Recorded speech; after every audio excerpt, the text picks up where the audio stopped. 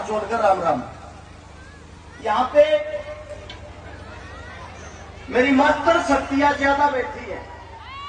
मैं आज उनसे एक बात कहना चाहूंगा और आप ये सोच लेना कि आपका बेटा होने के नाते आपको ये बात कह रहा हूं। जब हमारे घर में लड़का होता है हम बहुत खुशी मनाते हैं, लेकिन जब हमारे घर में बेटी होती है वो खुशी दूर दूर तक नहीं होती। कहने को तो आज ये है कि बेटा बेटी एक समान है, लेकिन एक समान की जब बात आती है, जब हम एक बेटी का लालन पालन पोषण करते हैं, उसको पढ़ा लिखा के बड़ा करते हैं, उसके लिए सरकारी नौकरी वाला लड़का ढूंढते हैं। और वो लड़का जब ढूंढते हैं उस लड़के में इतनी मरोड़ हो ही पावे है, 20 लाख की गाड़ी मांगेगा, 30 लाख का ब्याह में खर्चा करवाओगा, अपनी लड़की को दबा के रखेगा। मैं इन मात्र शक्तियों से एक बात कहना चाहता हूं, किस चीज की मरोड़ सहन कर रही है, उसका कारण क्या है? क्यों ना हम अपनी बेटियों को उन लड़कों से ज्यादा पढ़ाए, उन लड़कों से ज्यादा बड़ी सरकारी नौकरी लगवाए, और नौकरी लगवाकर वो लड़की स्वयं ये कहे मेरे घर बारात लेके जब आना, जब खाली मेरे को ले जाने का दम हो, मेरे परिवार को ले जाने का नहीं। दहेज के नाम पर एक बेटी के घर को लूटा जाता है और लोग वही नारे लगाते हैं दहेज प्रथा बंद करो। आप सभी को इतना ही कहना चाहूंगा, ये प्रथा शिक्षा से, जागरूकता से बंद हो सकती है।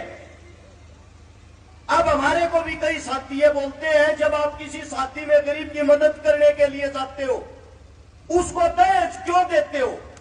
एक पत्रकार ने मेरे से सवाल किया। मैंने पत्रकार से पूछा, भाई साहब आपकी शादी हो रही है? बोले हाँ हो रही है।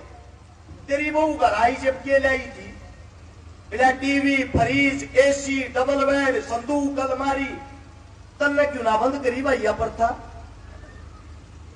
मैं इतना ही कहना चाहूंगा, अपनी बेटियों को अपने पैरों पर खड़ा करें। जब वो बेटी खुद नौकरी लगेगी और जब वो अपने से समान लड़के के साथ शादी करेगी, दोनों की सोच, दोनों की कमाई एक जैसी होगी। दुनिया की हकीकत यह है, बाप बढ़ाना भैया सबसे बड़ा रुपया, यो रुपया दहेज दिवावे है।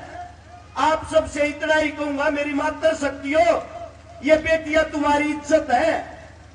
जब लड़का पैदा हो जाए, लड़का रात में भी कितना चला जाएगा, न्यू कहेंगे कोई ना छोरा है तो क्या होया, और छोरी ने गेट के बाहर नहीं जान देते। छोरी का इतना डर किस लिए? क्योंकि वो शिक्षित नहीं है। आप उनको खुले विचारों के साथ जीने नहीं देते। हाथ जोड़कर इतना ही कहूंगा, आप सभी मेरी माता शक्तियां हो, मेरी माता के समान हो।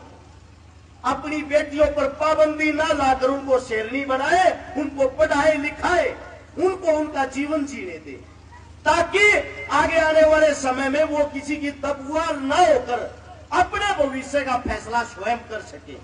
और धन्यवाद करना चाहूंगा इस पीपली की जमीन का। यहाँ पे हमारे गुरुजी, मास्टर जी कहाँ गए? सुरेंद्र जी, ये वो अध्यापक है। हम कोई समाज सेवी नहीं है, इसलिए समाज सेवा क्या होती वो बताता हूं।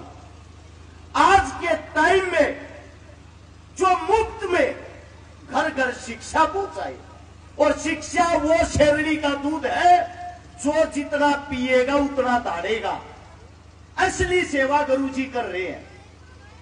गांव के अंदर कोई भी प्रोग्राम हो, गांव के अंदर छोटे से लेकर मोटा कितना भी बड़ा प्रोग्राम हो, सबसे पहले सबसे आगे अगर कोई मिलता है वो गुरुजी मिलते हैं। मैं सैल्यूट करता हूं, सलाम करता हूं इनको।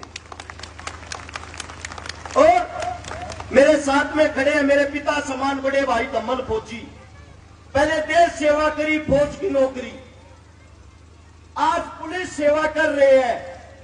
एक दिन भी अगर फ्री होते हैं सुबह उठते ही कॉल करते हैं, मेरे पास बता कहां सामाजिक प्रोग्राम है, कहां चल रहा, मेरी गाड़ी तैयार है। आज के वक्त अपने बच्चों से दूर कोई नहीं जाना चाहता। ये पहले ऐसे महान व्यक्ति है जो बच्चों के पास रुकते ही नहीं। इनका कहना यह है अपने बच्चों के लिए तो जानवर भी जीता है, असली इंसान वही है जो दूसरों के लिए जिए। इसीलिए मैं इस नीति को सलाम करता हूं जिसके अंदर से ऐसी ऐसी सोच वाले व्यक्ति निकल के आए और यही व्यक्ति समाज बदलते, वरना आज के टाइम में किसके पास समय है। इसीलिए मैं आप सबसे हाथ जोड़कर इतना ही कहूंगा, हम आपके बच्चे हैं, आपकी कोख से जन्म लिया है, आप लोगों से ये बातें सीखी है, तो हमारा फर्ज बनता है आप लोगों को वापस सिखाएं भी, ताकि घर जाकर आप सोचो हमने अपने बच्चों को कौन सी शिक्षा देनी है, हमने अपने बच्चों के लिए क्या पाबंदियां लगानी है।